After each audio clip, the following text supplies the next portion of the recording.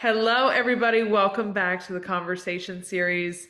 I'm excited today to have Aliyah Funschelle on here with me. Sports reporter, host, digital content creator. Is there a title you don't have? Honestly, it's hard to pinpoint what I am, so that was a good job.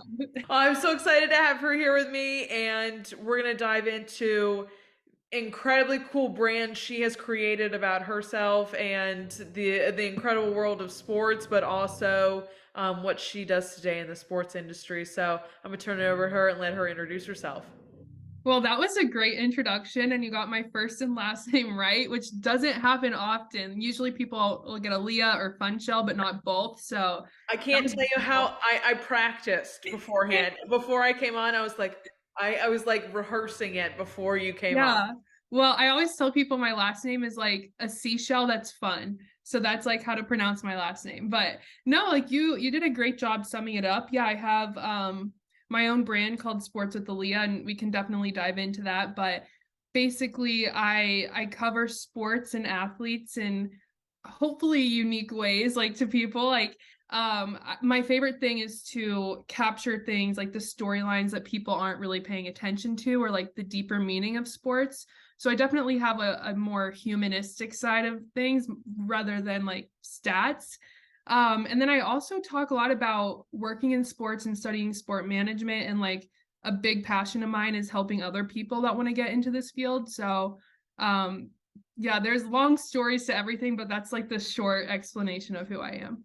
I love it. And I love that part of your brand is also helping other females get into the sports industry. It is a massive passion of mine to get more females into the sports industry. I Mhm. grew up in a sports household. I like love attending sporting events and always played sports growing up, and I think limiting females in the sports industry is so awful because we come in and we love the sports just as much as guys do, but Exactly. we're females, apparently we don't know, but I love that there's another woman out there like yourself who's spreading all of that great goodness for more females in sports. Oh, thank you. Yeah, it's a great community. Like the internet has really helped like connect people like us. I just want to start from the very beginning for you and just why sports in general. Where did your sports story begin?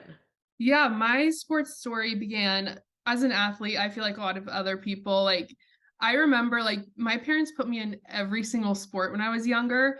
I was not good at dance and cheerleading. I even tried that, not good at that. I also never really tried softball, but basketball was like the thing I kind of stuck with. But also, my family is a very sports family, very big sports fans. We're from New York, so like the Knicks are in my blood.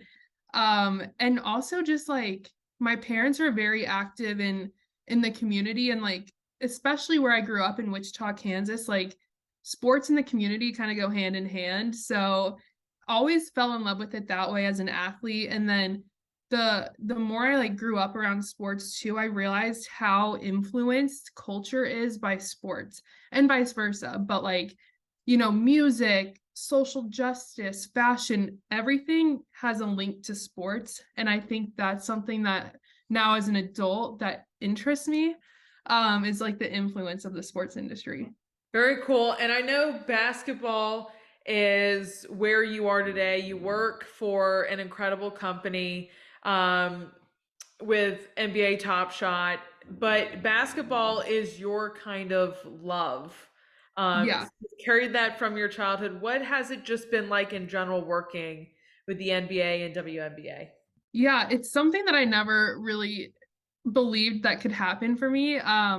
So I mean like I got my start in sports and we can touch on that later, but I remember like working for the smallest basketball teams, like semi-pro teams, and like the only people in the stands were like their family members.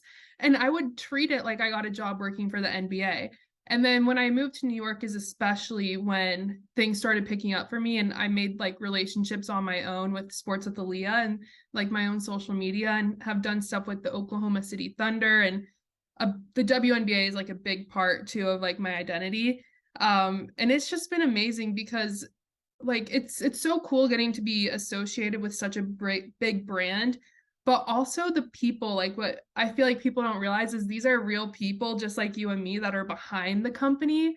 And so it's been like amazing to see like the people that run it and to connect with them. And like we all have, especially with the WNBA, one mission to, grow the game and just, like do our thing. So it's just great to like meet people and connect. Yes, I as much as we have a fascination with the athletes that we see, on our screens or right in Mhm. front of us when we're actually there, I have a huge fascination with the people behind the scenes and what it actually takes to run a marketing department or to even when it comes to game time. What does that look like from a production standpoint? So I've always been truly fascinated with that part of sports as well. Mhm. Because it's like a production. It is like a full on. It's like a musical Broadway kind of situation production that Yeah. is high adrenaline situations. Oh yeah. I mean, like there's so many different positions that go into it to make it work. I mean, like I'm definitely more on the media side and social media and the promotion and storytelling of everything, but there's people that, community relations or like what are we doing in the community to connect with one another and to have a positive impact of our brand, or then even down to game day operations. Even the people that throw out t-shirts are so important to the overall fan experience. So there are just so many jobs, and like everyone has to be like bought in to make it run. So but yeah, I'm definitely more on like the media side, and that even you have to do a lot of preparation to know how to effectively storytell and kind of keep up with the trends, but also bring something unique to the table. So it's just an ongoing thing. It is. I say all the time, social media is a 24/7 job. It is never, whether something is happening in the community that you need to respond to and do some community relations, or you are game time ready to go. Social media is a 24/7 experience that is never off, Yeah, ever.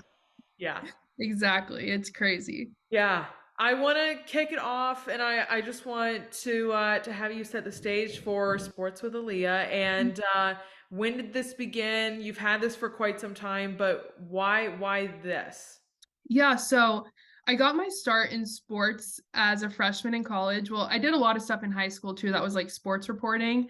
But my real start of like getting paid to do it was in college. And Wichita State athletics and especially basketball is like the biggest thing in Wichita. It was following the Ron Baker and Fred VanVleet Final Four era. So like it was almost as if I was covering an NBA team. So I really built up my viewership and readership, and I was very adamant about using social media to promote what we do for the newspaper. Unfortunately, it ended up being a very toxic work environment that just kind of like the good old boys club. And I always heard rumors that working in sports was like that, but I never thought that that was something that would happen to me so early on.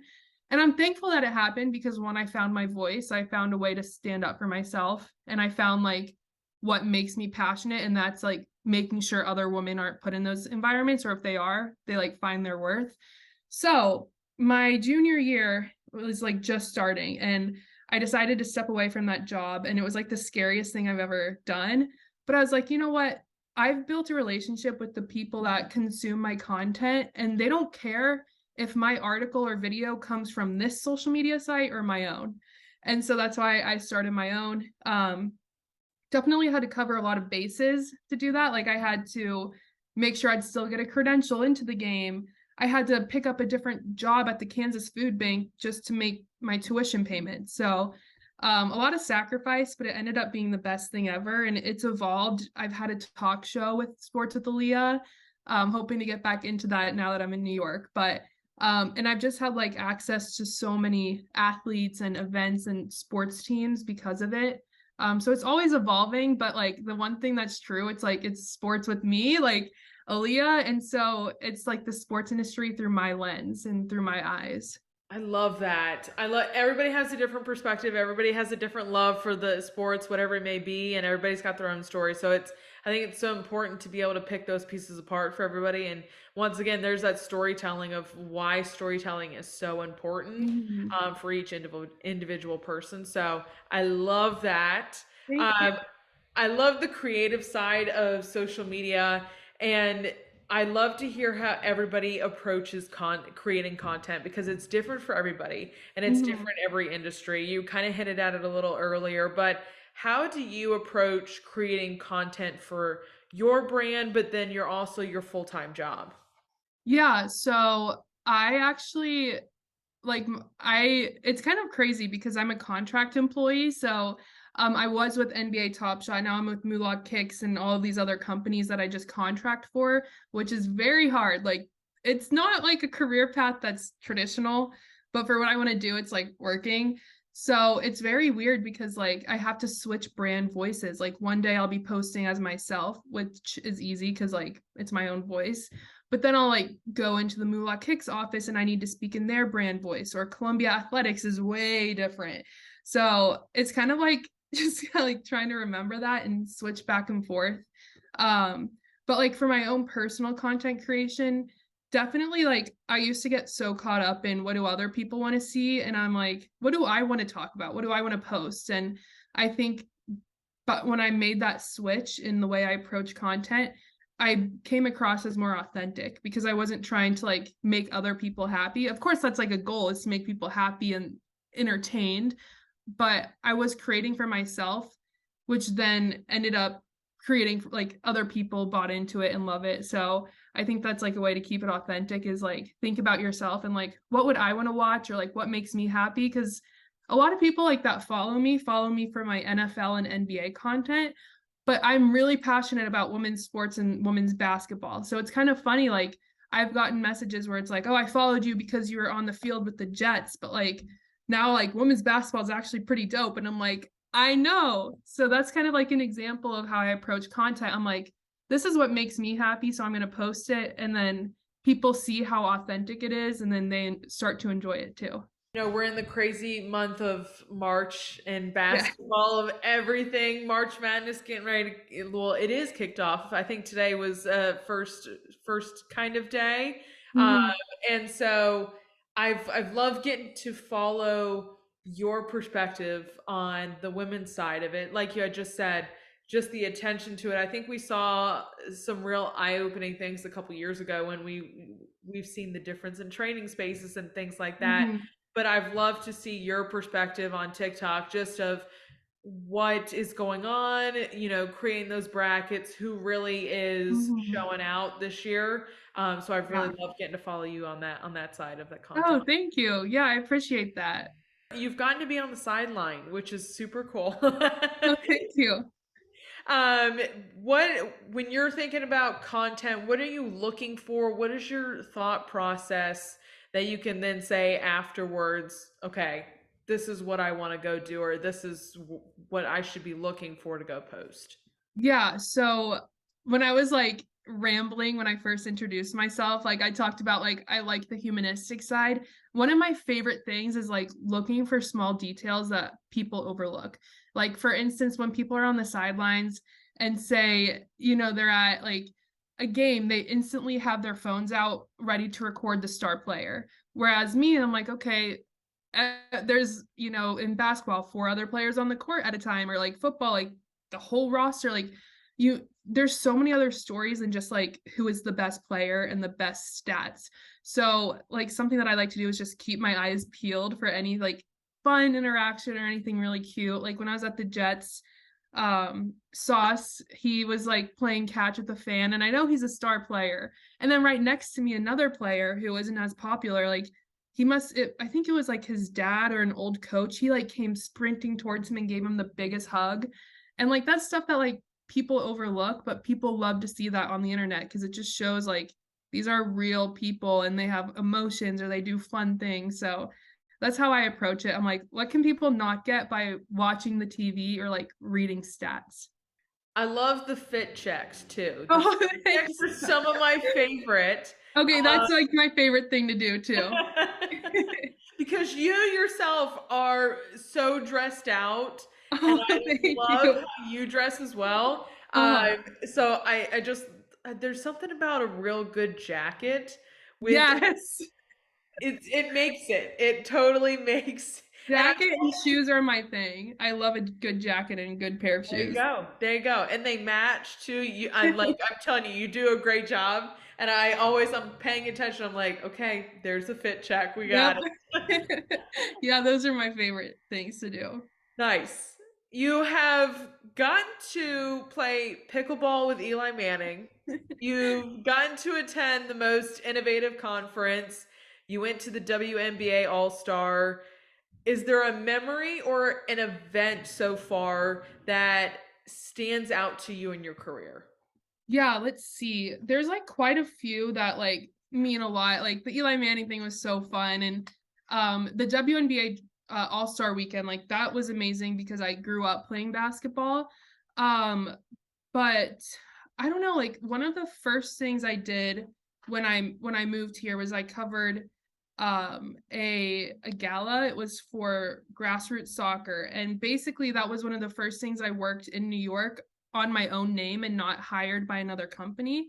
So that meant a lot to me, and it was also for AIDS research, and my uncle died of AIDS. So it was like one of those things where it was like, not only am I, covering an event with such a good cause, but that means a lot to me. But it's also like one of the first things I did in New York that was like, sports with Aliyah, we want you to come, instead of me helping out something else. And I got to interview like Seth Meyers, the TV host, like which was so random, and Sir Alex Ferguson.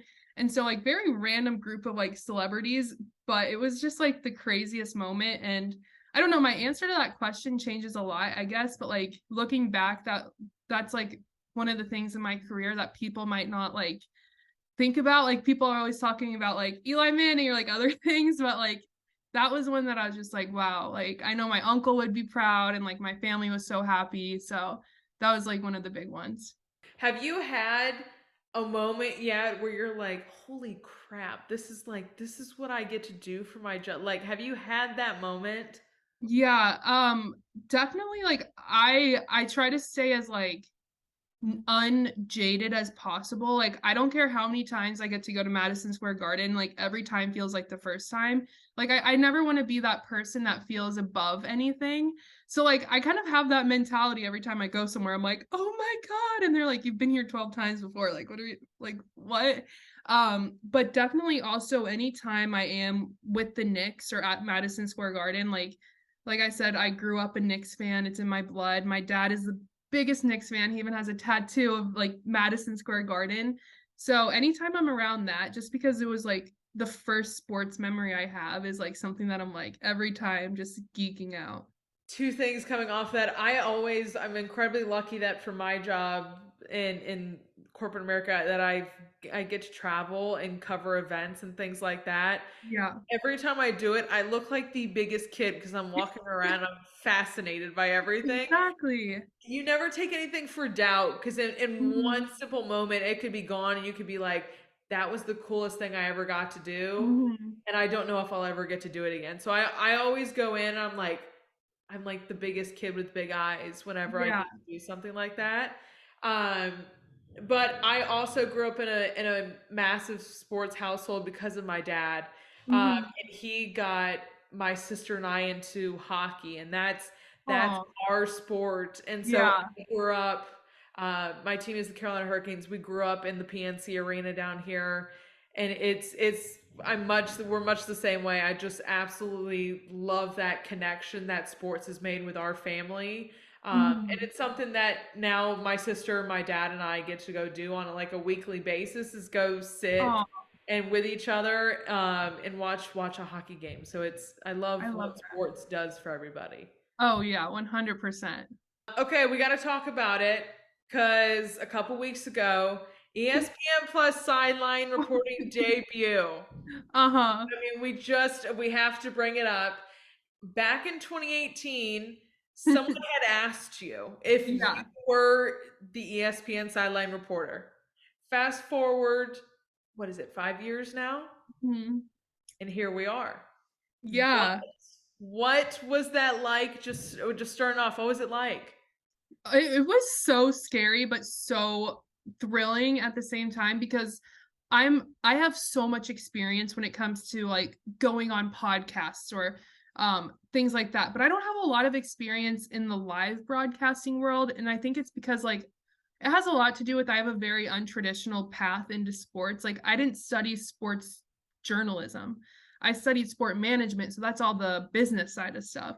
So I didn't have like all of these reps that a lot of people have. And so that was scary because sometimes I say out of pocket things. Like I'm kind of a jokester or just like I'm very if you couldn't tell, like just kind of like chill, where a lot of people are like really proper. So I was like worried I was going to say something, but it went really well. And it was for Columbia women's basketball, and it just means the world to me because not only I'm the biggest women's sports and women's basketball advocate and fan, but also I wanted to go to Columbia since I was 10. So it was just I'm like all for those full circle moments. So here I am, like first time I'm ever getting to do this for a school I've wanted to go to since I was 10 and for a sport and a team that means so much to me. So it was the best moment. What was the call? What was that call like when you got it and you were like, "Oh, this is happening." What was It, that for you? it was so random. So basically like the way that it works with like ESPN and like the schools is um they kind of have a good relationship. So my boss, it was just a routine call with my boss at Columbia because I worked there too. And I thought I was just calling him like I was like, "Hey, like what are we doing? The Ivy League tournament's coming up or like what do you want me to do on Saturday for the game?" Usually I'll like run the social media, whatever. And he goes, "Well, actually like I said that you would be interested in this, but ESPN Plus wants like you to sideline report." And I was like, of course. I was like, what the heck? And then I called my mom and dad and I'm like, guess what? And they're like freaking out. So it was it was like such a cool call because I wasn't expecting it. And like I've always wanted to do that and I would love to do it more often, but I never like it wasn't at the forefront of what I was doing. Like I wasn't like calling up every station asking for a sideline reporter. So it was just like a blessing that like came out of nowhere kind of. Did you black out when you got into it again? The very first okay, so what happened was so we were in the they like kind of tell you, okay, these are all the times you're gonna be live. And so I did a pre-recorded interview for halftime, and that was a piece of cake. Interviewing is my bread and butter. So we interviewed this older guy. The court is named after him at Columbia. So he's very important. But that was easy. It was pre-recorded. If I messed up, God forbid, we'll reshoot it. But the first time was supposed to come at the end of the first quarter. So I'm preparing everything I'm going to say. And I'm like, okay, end of the first quarter. I still have 4 more minutes. And then out of nowhere, the girl that was like with me, she's like, come on, you're up, you're up. And I'm like, what are you talking about? And they're like, you're going live right now. And so I was so scared. And like at one point, and this is like stuff that not a lot of people notice, like I'm my own biggest critique, but like I kind of started trailing out at the end. I was like, I don't know how to end this because in my head, I was going to end it with the score of the end of the first quarter, but it wasn't the end of the first quarter. So I was like, yeah. And I kind of blacked out and I still don't remember what I said. And I refuse to rewatch that part. I still get up and give presentations and I'll be done and I'm like, I don't know what I said. That's I've me got and like everything I do. I'll be yeah. like, wait, I don't know if you've seen the TikTok sound, but it was like, wait, what did I say? I talk a lot. I Like that talk one. a lot. Yes. That's literally me. I say a lot of words on a daily basis. Don't ask me what I say because I talk a lot. I actually made a TikTok with that sound, so I am very familiar with it. Um, yeah, that's that I black out almost every like I don't hate it now getting up and speaking in front of people, but I Mhm. still black out for some reason, and I'm like, don't know why. Yeah, it happens to the best of us. And look Yeah. at us. We're doing great. We're doing phenomenal. I'm here. You're here, and we are thriving. So I'm great with it. I would, you're in, as you have said, a non-traditional career path. You do Hmm. things in a non-traditional way, which I love because who needs a bunch of boring people all the time just doing the traditional thing? What, where do you want to go? What's your 5 year, 10 year, whatever year plan? Where do you want to take your career? My I like would say overall goal long term is I want to host a show. Like I want to get back to having sit down conversations with athletes. I had that in Wichita. I had a big studio space that I was able to use. But I'd love for it to be like on a network where at least paid, where it's like that's my job. So that's like my biggest goal. But like I really want to build Sports with Aliyah to be like where I work for myself, where, and I'm not saying like I want to go full time with content. Like I know a lot of content creators that are, and that would be great, but like that's not my focus. I kind of want to be like more business minded with Sports with Aaliyah. So like even right now, like with my job with Moolah Kicks, I'm kind of consulting. Like I'm working there, but I'm building out, helping them build out their social media department. So I'm gonna help them hire someone so that they're set up for success long term, because that's where I like thrive, is like, okay, I know what it takes. Like let me help you thrive. So like I don't know, just building Sports with Aaliyah up where I can freelance and work with a lot of cool companies and not be super tied down. But if I do go full time somewhere, I want it to be with like a media company. So where I get to create content and interview people on a full time basis. I love, quite honestly, contracting and doing that kind of work because Mhm. even though you are having to switch back and forth between those different brains of tone and voice and things like that, you get a really inspired perspective on one brand's doing one thing and another brand's doing something else. So Yeah. it's stressful, but it's cool at the same time just to be able to see things from a completely different eye that you may or may not have experience in. I've Mhm. really valued that time.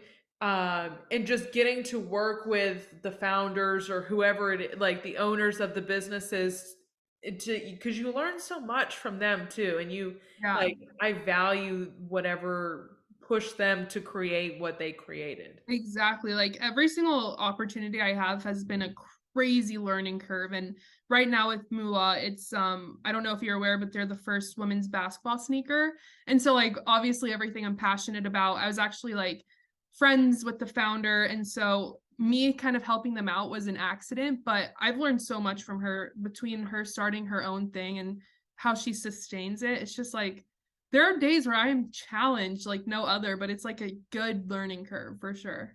I love that, and because I think, we may know it or not, especially for people like you and I who are, still so young, getting to Mhm. learn those things from those people, it like helps us later. It's one of those things that 100%. you think back to, okay, my parents did say this to me. Yes, they did hound this in Yeah, my head, but you take these things along with you and you remember them down the line. And so I've always appreciated getting to hear keynote speakers or whatever it is, because it's just cool to hear those stories. And then you come out yeah. and you're like, all right, I'm ready to conquer the world now. Exactly. Yeah, it's like the best feeling. What is a big piece of advice that you have for females or just anyone in general wanting to get into this massively crazy world of sports and wanting to do reporting or go down their own path and be on the non-traditional way? Yeah, I think a big thing is like I always have like multiple answers to this, but something that is huge for me, especially as a woman in sports, is I'm very bubbly. And sometimes people would take that as okay, like in the situations I've been in, like, okay, she's bubbly, we can walk all over her. And then so I'm like, okay, then do I need to have like a really hard demeanor then in order to be respected? And I think the biggest thing is don't compromise your personality to think that you have to fit in somewhere as a woman in sports. Or I know a lot of people that are really like rough around the edges and they think they have to be a sweet girl like to, for people to like them in sports. So whatever your personality is, like don't change it and just stay authentic to yourself, and there will be people and companies that will respect you for you, and if they're not, like then you don't deserve them, like you, or they don't deserve you, like you shouldn't be in those situations anyway. So I think that a lot of times it's easy for women in sports to like lose sense of their own selves. Silence. Yeah, like silence themselves. Yeah.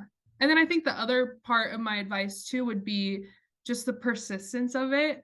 There are so many times where I'm just like, is it worth it? And not gonna lie, I say that about like once every other week to my mom. I'll call her and I'll be like, I literally like a few weeks ago, mom, it would have just been so easier if I never moved to New York. But like it's worth it and it will pay off. And, it's just, you just got to be persistent and it'll be worth it for sure.